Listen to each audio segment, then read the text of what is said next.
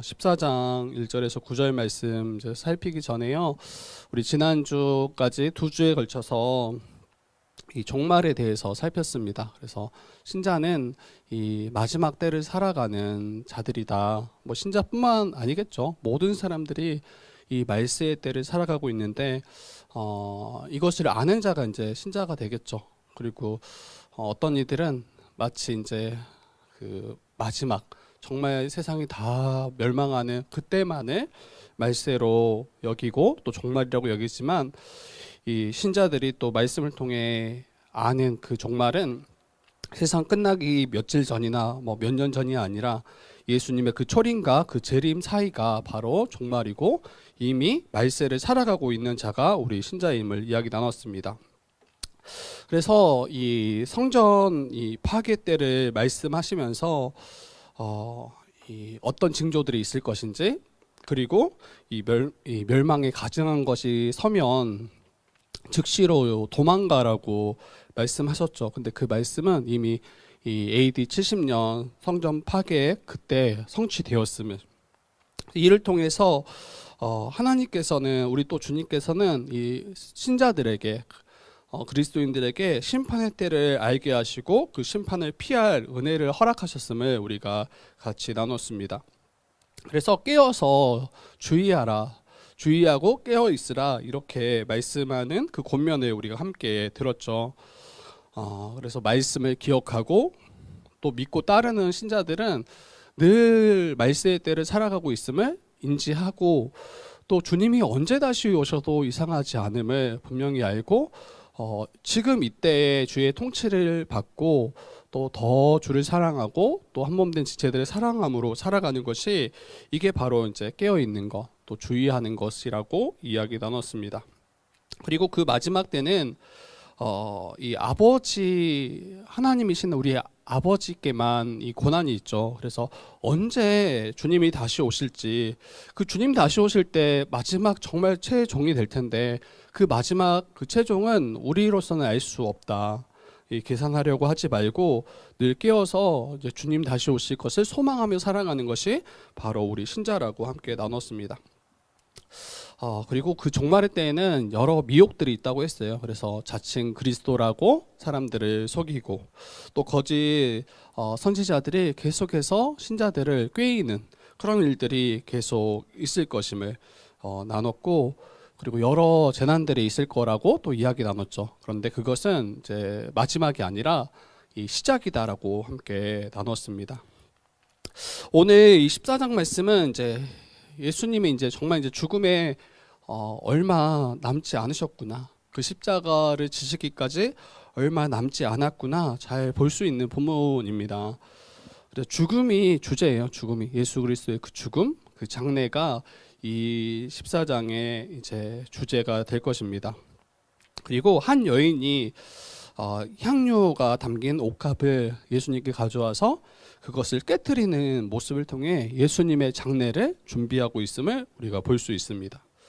그래서 이 여인을 통해 우리 믿는 신자들이 우리 성도들이 주님을 믿는다는 것이 무엇인지 다시 한번 또 살펴볼 수 있을 것입니다. 그리고 이 여인과 같은 그런 믿음으로 주님께 나아가고 있는지 우리가 한번 점검했으면 좋겠습니다. 1절 말씀에 보면 대제사장들과 서기관들이 예수님을 이 잡아 죽이려고 이제 의논하는 그 모습들을 봅니다. 그리고 이틀 후에 유월절과 무교절이기 때문에 이제 이스라엘의 중요한 명절이죠. 그리고 굉장히 많은 사람들이 모입니다. 그래서 그때 혹시 잘못 이 소동이 일어나면 이 폭동이 일어나면 이것을 제어할 수 있는 그 힘이 없는 거예요. 그래서 이때만큼은 피하자. 지금 예수님을 잡아 죽이려고 지금 방법을 논의하고 이틀 후에 유월절과 무교절이기 때문에 명절에는 하지 말자라고 그렇게 이야기합니다. 그런데 왜 지금 이 대제사장과 서기관들은 예수님을 잡으려고 하고 죽이려고 하는지 한번 그걸 더 생각해 봐야 되겠죠. 이미 이제 우리가 마가복음 1장에서부터 쭉 흐름을 이어왔기 때문에 여러분들이 이제 어느 정도는 이제 아실 거예요. 너무 이제 멀리에서 가져온 올 수도 있겠지만 가장 가깝게는 그 성전 일을 여러분들이 기억하시면 좋을 것 같아요. 예수라는 이와 그들이 함께 할 수 없음을 너무 분명히 드러난 자리가 바로 성전에 있었던 일들일 것입니다. 예수라는 이가 제거되든지 아니면 이 자신들이 결코 설 수 있는 곳이 없다라고 그들은 판단했겠죠. 그래서 예수님은 제사장들과 서기관들에게 어떻게 말씀하셨냐면, 너희들이 만민이 기도하는 집인 이 성전을 장사하는 집으로 바꾸었다. 강도의 소굴로 바꾸어 버렸다. 이렇게 책망하셨어요. 굉장히 강하게 정말 책망하신 거죠. 그리고 그곳에서 매매하는 자들의 상을 다 뒤엎어 버리시고 다 내어 쫓으셨어요. 그리고 예수님께서는 이 포도원 비유를 통해서 제사장들과 서기관들을 향해서 너희들이 하나님의 것을 도둑질한 자들 아니냐, 그리고 너희들을 돌이키기 위해서 회개하게 하도록 하시기 위해서 여러 종들을 보냈고 그 마지막 아들까지 보냈는데 그 아들마저도 죽이려는 자들이 너희 아니냐. 정말 너무 강하게 예수님께서 그들을 향해서 몰아붙이시고 책망하시는 그 모습들을 이 성전에 있었던 일련의 사건들을 통해서 우리는 살펴보았습니다. 대제사장과 서기관들은 이러한 예수님의 행동, 그 말들을 보면 굉장히 난처했을 거예요. 그런데 수많은 사람들이 예수님을 선생으로 여기고 그를 따르고 추종하고 있는 모습이죠. 그래서 두려웠더라까지 이렇게 이야기해요. 너무 많은 사람들이 예수님을 따르고 있는 모습을 통해서 그들은 예수님을 제거하지 않으면 자신들의 이 자리까지도 위험당할 수 있겠다라는 생각을 계속 가지고 있었습니다. 1절, 2절 말씀을 통해서 이제 이 대제사장과 서기관은 예수님을 잡아 죽이려 하고 그것을 방법을 논의하고, 그런데 이 말씀들이 예수님께서 이미 예언하셨던 그 말씀대로 그대로 성취되는 또 모습입니다.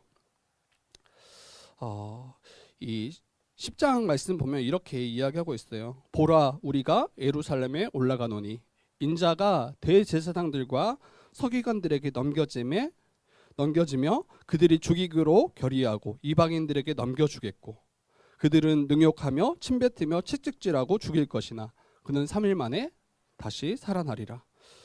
그래서 예수님께서 이미 예언하셨던 바고 또 그 예언하셨던 대로 예수님께서는 그 길을 걸어가고 계시는 모습입니다. 예루살렘으로 올라가신 후에 이 대제사장들과 서기관은 예수님을 죽이기로 결의하죠. 그리고 지금 어떻게 잡을까? 지금 논의하는 모습이 1, 2절 말씀이에요. 여기도 죽음에 대해서 이야기하고 있는 거죠. 어떻게 잡아 죽일까? 그리고 나서 그 죽음을, 그 장례를 준비하는 한 여인의 모습이 3절부터 9절까지 나옵니다. 베다니에 있는 나병 환자 시몬의 집에서 이제 식사하는 중이셨더라 이야기예요. 근데 아마 나병 환자 이 시몬의 집 이렇게 이야기하니까 지금 그때에 이 나병 환자와 같이 식사하셨다라는 말은 아닐 거예요. 나병 환자와 같이 어울릴 수 없잖아요. 같이 마주할 수 없고 내어 쫓길 수밖에 없죠. 아마도 본래 나병을 가지고 있던 이 시몬이 예수님을 통해서 아마 나음 받았을 것이라고 추정하는 사람들이 있어요. 그래서 그리고 이 요한복음 말씀 가면 이 지금 여기 시몬은 그 죽음에서 다시 살아났던 그 나사로, 그와 같은 인물로 이야기돼요. 똑같은 사건이 요한복음의 12장에 같이 나와요. 근데 그 10장에서 그 나사로가 죽음에서 일어나잖아요. 요한복음 10장에. 근데 그 사람으로 이야기가 됩니다. 그리고 그 동생인 마리아가 이 향유를 깨트리는 모습으로 그 말씀에는 등장해요. 여기서 한 여자라고 이야기하죠. 그래서 이 나병 환자 시몬의 집에서 식사하는 중이셨고, 그때 한 여자가 매우 값진 향유, 곧 순전한 나들을 이 한 옥합을 가지고 와서 그 옥합을 깨트려요. 그리고 예수님의 머리에 붓는 그 장면을 우리가 볼 수 있습니다. 근데 이제 보면 그때 함께 자리에 있던 어떤 이들이 이 화를 내었다라고 이야기해요. 지금 이 옥합을 깨트리는 장면을 보고 굉장히 화를 낸 거죠. 왜 화를 냈냐면 이 예수님께 이 향유를 부은 여인의 행동이 잘못됐다라는 거예요. 어떻게 잘못됐다고 이야기합니까? 허비하였더라. 이거 낭비 아니냐? 이렇게 그 여인을 책망하고 있는 모습입니다. 그리고 이거 굉장히 비쌌기 때문에 이게 이제 그들이 그렇게 인식하고 있는 거죠. 순전한 나드 한 옥합. 그리고 이 한 옥합을 깨뜨렸다라는 것은 전부를 다 깨뜨렸다는 거예요. 그 안에 있는 모든 향유가 다 흘러나와서 다 온전히 예수님의 머리 위에 부어졌다라는 것을 이야기하겠죠. 그래서 이 허비하고 있구나, 책망하며 화를 내고 있는데, 이 본문에서는 등장하지 않지만 그 화를 내는 그 당사자는 누구냐면 예수님의 제자라고 이야기해요. 그리고 예수님을 팔았던 그 가룟 유다라고 이야기합니다. 그리고 여기에서 또 등장하지 않지만 그 가룟 유다는 정말 이제 가난한 자들을 위해서 쓸 수 있는데 이 여인이 잘못된 선택을 했구나, 허비했구나, 이게 아니라 이걸 팔아서 자기가 이 돈을 맡은 자인데 그것이 자기에게 오면 이게 내 거 아닌가, 이런 생각에 돈에 대한 이 욕심, 여기가 지금 포인트가 되겠죠. 여러분, 화를 낸 이 제자, 이 제자는 예수님을 귀한 분으로 알고 따랐죠. 그리고 어떤 제자는 예수님과 함께 나는 죽겠다라고 말하는 그런 이들도 있었어요. 그런데 한 여인이 자신의 향유 옥합을 깨트리자 낭비라고 그렇게 책망하고 있는 모습입니다. 이걸 내다 팔았더라면, 이걸 전부 다 쏟지 않고 내다 팔았더라면 가난한 자들을 도울 수 있을 텐데 그 기회를 날려버렸다라고 이야기하는 거죠. 이 5절의 향유 옥합의 대략적인 가치가 나오거든요. 300데나리온 이상이었더라. 그러니까 훨씬 더 큰 가치가 있는 거죠. 그리고 이건 굉장히 큰 돈이죠. 한 데나리온이 전에도 말씀드렸지만 성인 한 사람의 하루 노동의 가치예요.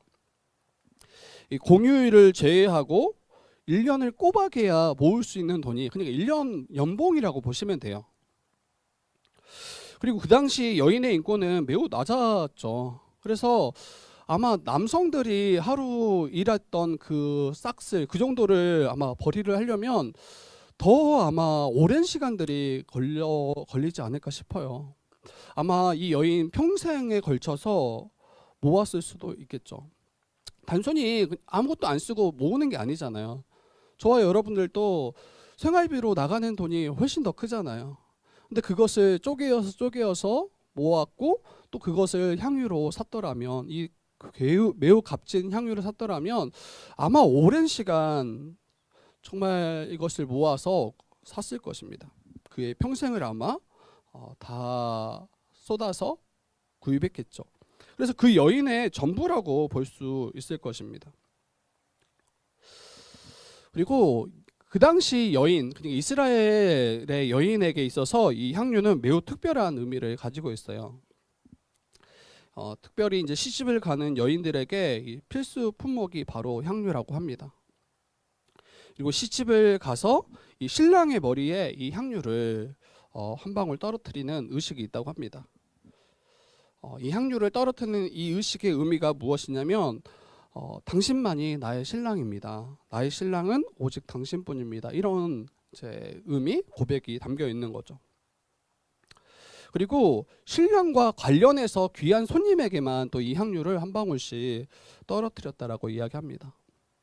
다른 부모님과 관련된 이런 손님이 아니라 신랑과 관련된 손님에게만, 정말 귀한 손님에게만 이 향유를 한 방울씩 그 머리 위에 떨어뜨렸다고 해요. 그리고 이것은 최고의 존경을 표시하고 가장 최고의 예우를 나타낼 때 하는 행위가 이 향유를 한 방울 떨어뜨리는 그 행위라고 합니다.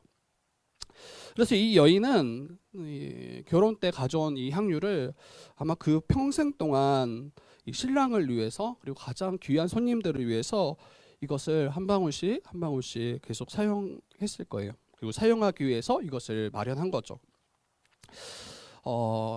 이 향유가 어느 정도의 양이 될지, 몇백 g이 될지 전 잘 모르겠어요. 이거를 다 찾아보려고 했는데 잘 안 나오더라고요. 그런데 저희가 이제 뭐 장을 보거나 뭐 향수를 사든지 아니면 어떤 필요한 그런 것들을 살 때 그 그램 몇백 g에 얼마인지 이런 것들도 보잖아요. 뭐 샴푸를 살 때 뭐 그램당 뭐 몇백 원이더라 아니면 뭐 몇천 원이더라. 근데 아마 그런 식으로 이 향유를 따졌더라면 적어도 한 방울에 제가 볼 때는 몇만 원 이 정도는 했을 것 같아요. 이게 굉장히 값진 거죠. 그 한 방울도 허투루 쓸 수 없는 거죠. 그리고 향유를 이렇게 한 방울씩 쓰면 너무 아끼는 거 아닌가 이렇게 또 혹 생각할 수도 있어요. 근데 평생 사용해야 할 것이라면 이것도 많은 양은 아니겠다라는 생각도 들어요. 그리고 남은 그 향유가 있잖아요. 그 향유가 이제 한 방울씩 한 방울씩 계속 쓸 때 남은 향유를 이거 그러면 어떻게 하냐면 마지막에 다 쏟아 붓습니다. 근데 그 마지막이 언제냐면 자신이 사랑하는 그 남편이 장사될 때, 그때 이 죽은 남편을 위해서 그 온몸에 이 향유를 다 쏟아 붓는다라고 이야기합니다. 그렇기에 향유는 이 여인에게 있어서 매우 소중한 품목이에요. 결코 함부로 허비할 수 없는 것. 그리고 이 여인에게 특별히 자신의 전부였던 것이 바로 이 향유 옥합입니다.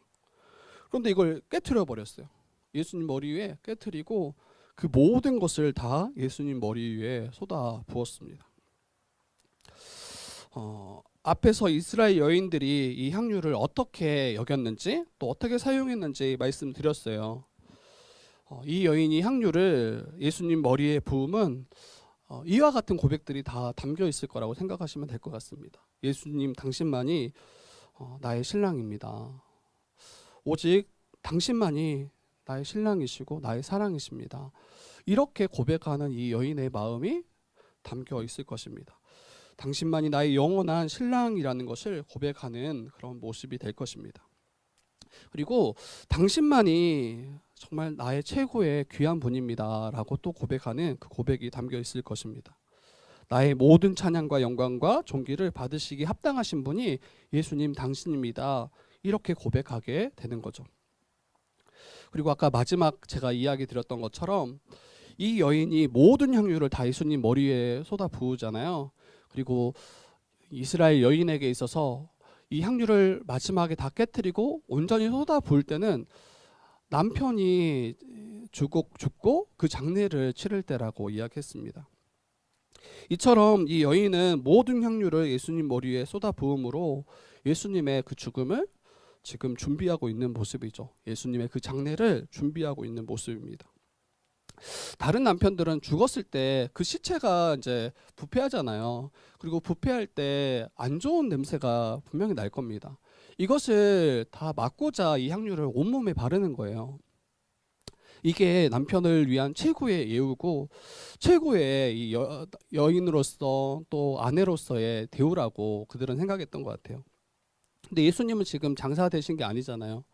그런데 앉으셨던 그 식사하시는 그 자리에서 그 머리 위에 다 깨트려서 다른 사람들은 이거 허비했다, 낭비했다 이렇게 여기는데 이 여인은 지금 예수님이 지금 죽음 앞에 있음을 어느 정도 인지했던 것 같아요. 모르겠어요. 아까 앞에서 이야기했던 것처럼 자기 오빠 그 시몬을 죽음에서 살렸던 그분이 예수님이라며 너무나 감사해서 이것을 깨트렸는지, 아니면 정말 예수 그리스도께서 앞에서 순환 예고를 하시고 자기의 죽음에 대해서 예고하셨던 것처럼 그것을 믿음으로 받고 예수님의 죽음을 준비했던 것인지 명확하게 나오진 않아요. 그런데 예수님은 그 여인의 그 행동을 보시면서 그가 나의 장례를 미리 준비하고 있다 이렇게 보고 계신다는 것이 중요할 것입니다. 14장 8절입니다. 우리 한번 같이 읽어볼까요? 14장 8절 같이 읽어보겠습니다. 시작. 그는 힘을 다하여 내 몸에 향유를 부어 내 장례를 미리 준비하였느니라. 그렇죠. 예수님은 이 여인의 행동이 자기의 죽음을, 자신의 장례를 미리 준비하고 있는 것으로 지금 바라보고 계세요. 여러분, 이렇게 봤을 때 다른 사람들은 지금 오해하고 있는 거예요. 지금 가난한 자들을 돕는 것, 이거 예수님이 원하시는 일이잖아요. 그리고 가장 또 중요하게 여기는 일이기도 합니다. 그런데 지금 화를 냈던 자들은 어떻게 이 여인에게 대해서 책망합니까? 그거 팔아서 나누었다라면 얼마나 많은 자들을 구제하고 돌볼 수 있냐는 거예요. 그래서 허비했다라고 이야기하잖아요. 그리고 예수님에게만 온전히 이것을 부었을 때 마치 예수님도 말씀은 다른 사람들을 위한 것처럼 보이지만 예수님 당신도 당신만을 위해서 이렇게 가장 귀한 것을 쓰지 않습니까? 이렇게 또 오해할 수도 있을 것 같아요. 그런데 예수님은 결코 그런 분이 아니다라는 거 우리가 아시겠죠. 사람들은 그럴 수 있어요. 겉으로는 약한 자들을 위한 것처럼 보이면서 속으로는 자기만을 위하고 그 약한 자들을 이용해서 자기의 배를 채우는, 그게 이제 서기관들의 모습이었잖아요. 과부의 가산을 삼키는 자들이다. 근데 예수님은 그런 분이 결코 아니시죠. 그 마가복음 10장 21절에 그 부자 청년을 그와 이제 대화하시면서 뭐라고 말씀하십니까? 그를 보시고 사랑하사 이르시되 네게 아직도 한 가지 부족한 것이 있으니 가서 내게 있는 모든 것을 다 팔아서 가난한 자들에게 주라. 그리하면 하늘에서 보화가 내게 있으리라. 그리고 와서 나를 따르라. 그리고 수많은 가난한 자들을 돌보시고 약한 자들을 돌보신 분이 예수님이시죠. 실제로. 그리고 자기를 위해서 어떤 부를 축적하신 분이 예수님이 아니시죠.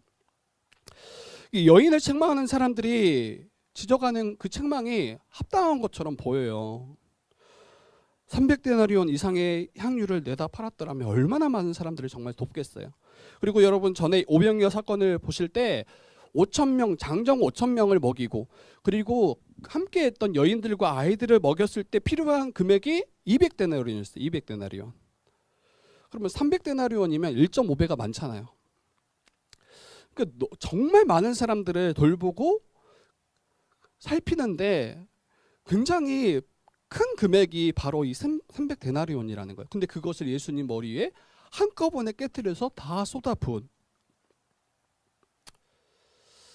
예수님이 도리어 왜 이렇게 쓸데없는 짓 하느냐, 이렇게 도리어 가난한 자들을 위해서 더 쓰는 것이 합당하다, 이렇게 여인을 꾸짖지 아니하셨죠. 예수님은 도리어 책망하는 자들을 향해서 더 이상 그 여인을 괴롭게 하지 말라, 가만두라, 이렇게 명하시고 예수님을 위해서 이 여인이 좋은 일을 했다라고 이야기하십니다. 그리고 그 일은 예수님의 장례를 미리 준비하는 일임을 예수님은 말씀하신 거죠.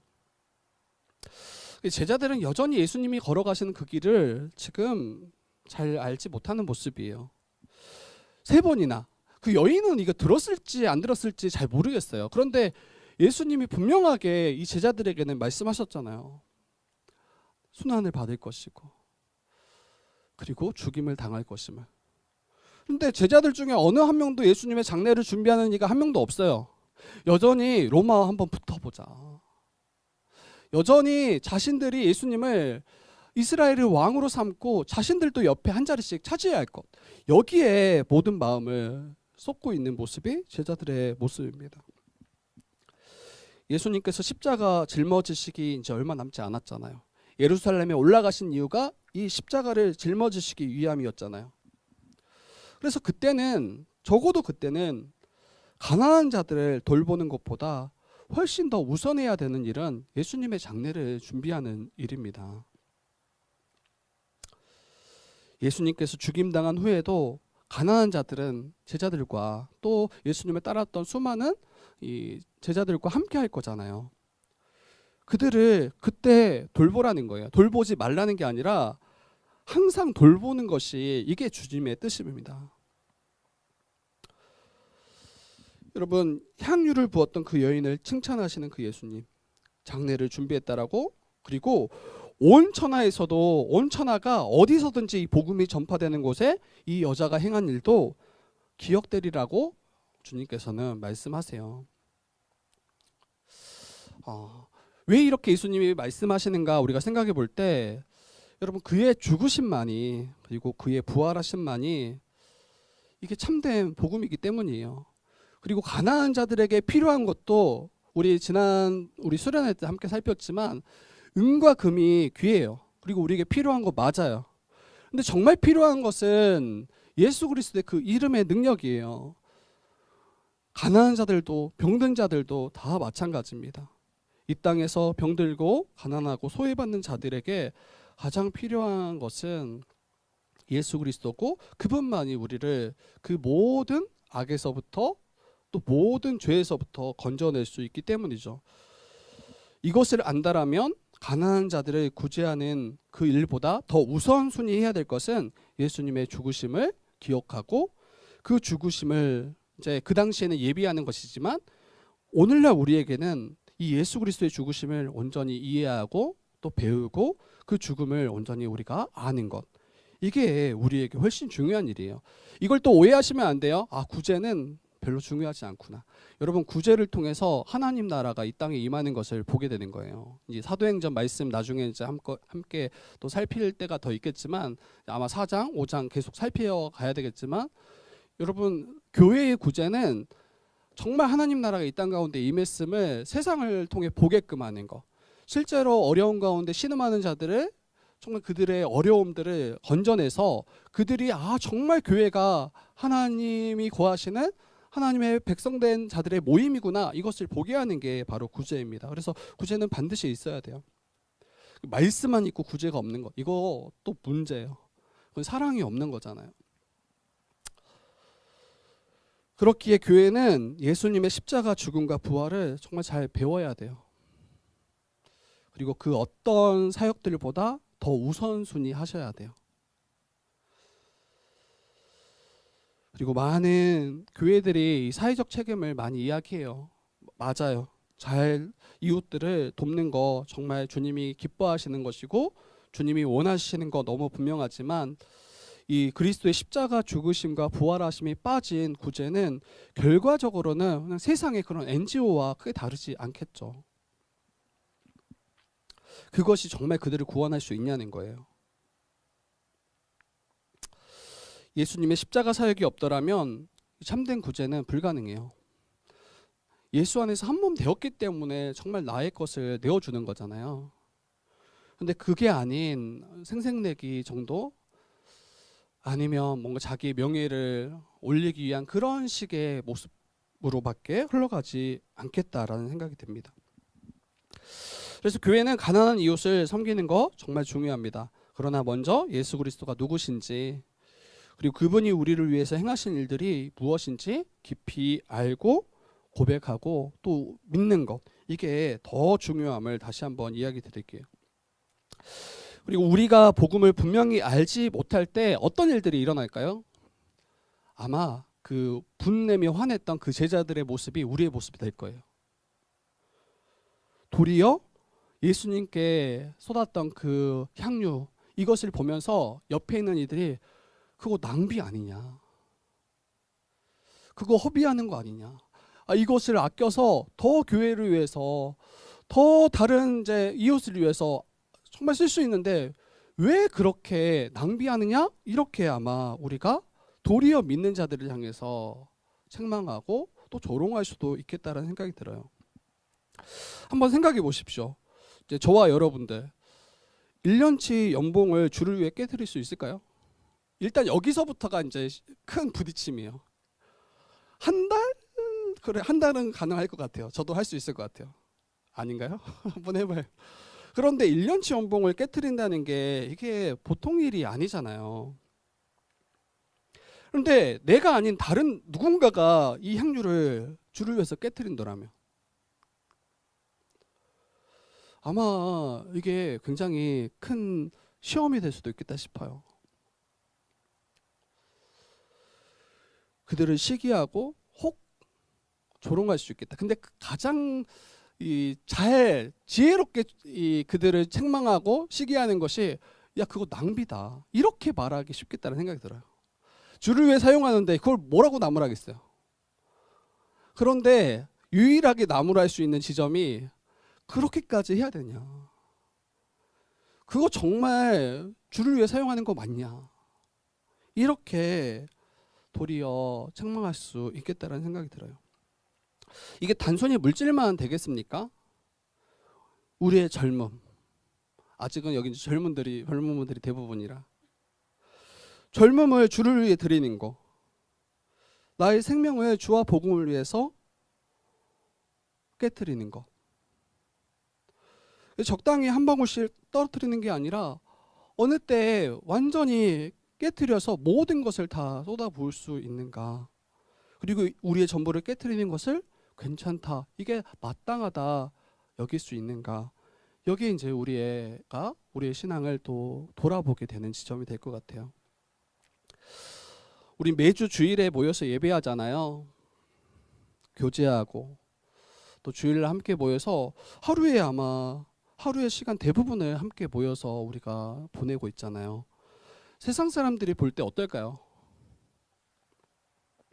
낭비라고 여길 거예요. 그 귀한 시간 어떻게 거기에 다 깨트리냐는 거예요. 아니 좀 주일날 공휴일이잖아요. 좀 캠핑도 가고 좀 더 여러분을 위해서 쓸 수 있잖아요.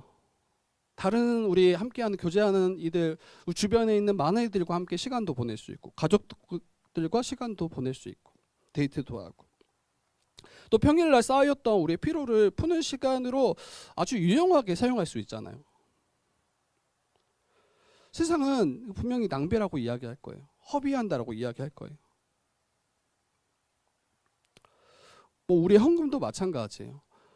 우리 소득의 10분의 1을 주께 드리는 게 여러분 이건 엄청난 거예요. 전에도 이야기했지만 돈은 여러분 거의 생명과 같이 여기는 시대예요. 그래서 이 돈을 이제 흘러갈 때 마치 자기의 생명이 빠져나가는 것처럼 이렇게 여기는 이들도 있습니다. 근데 그 10분의 1을 내어드리는 거, 아마 주를 정말 알지 못하고 믿지 못하고 따르지 않는 이들에게는 낭비로밖에 보이지 않겠다라는 생각이 들어요. 그리고 뭐 11조만 있습니까? 여러 가지 우리의 또 헌금들이 있잖아요. 그리고 헌금만 있습니까? 또 우리 한 몸 된 지체들을 위해서 나의 것을 또 내어주잖아요. 여러분 이게 어떻게 가능하냐는 거예요.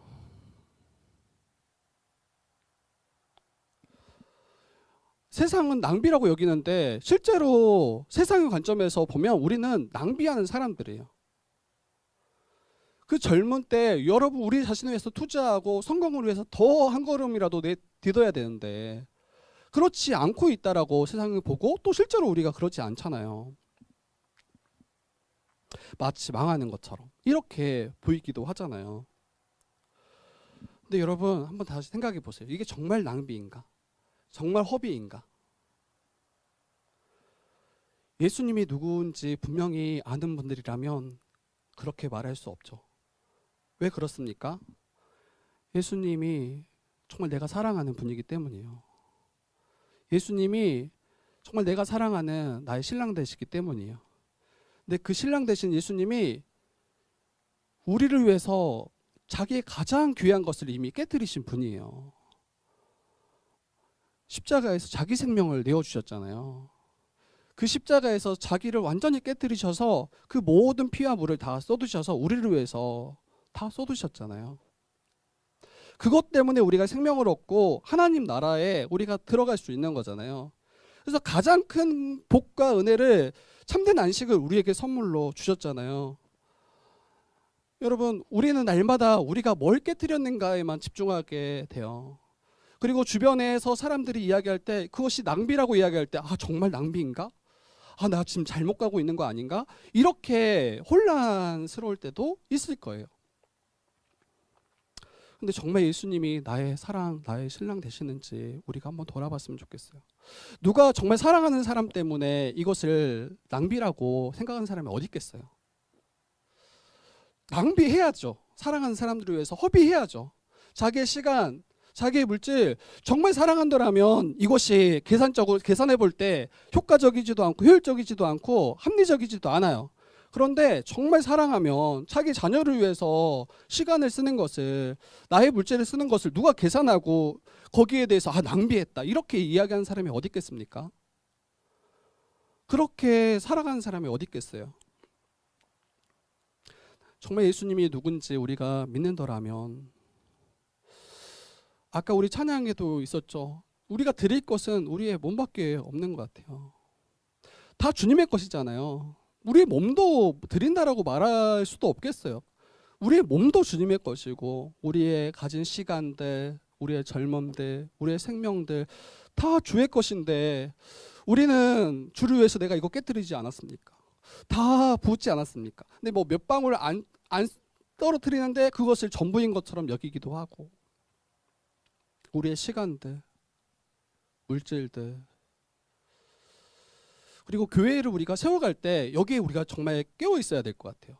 교회는 뭔가 뭐 투자가 아니잖아요. 자녀들을 향해서 또 세상을 향해서.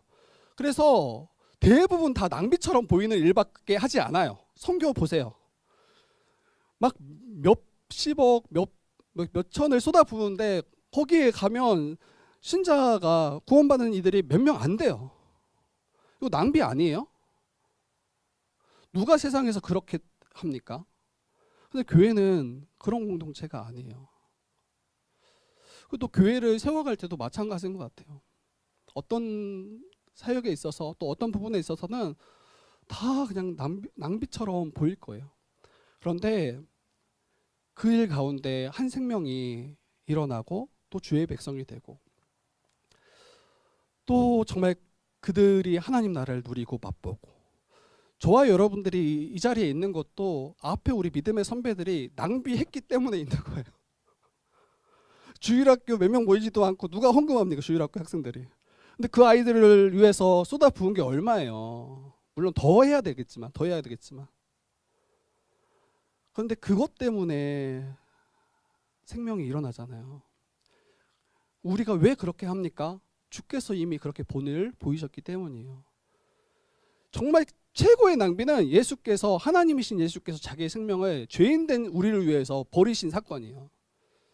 그 무지막지한 낭비를 우리를 위해서 하셨기 때문에 우리가 생명을 얻는 것처럼, 저와 여러분도 우리에게 허락하신 것을 정말 주를 위해서, 우리 한 몸된 지체들을 위해서, 또 우리 이웃을 위해서 그렇게 쓸 수 있더라면, 우리 주의 뜻 교회를 통해서 많은 이들이 생명을 얻고 일어나겠다. 이 생명을, 이 풍성함을, 하나님 나라를 누리겠다. 이런 생각을 하게 됩니다.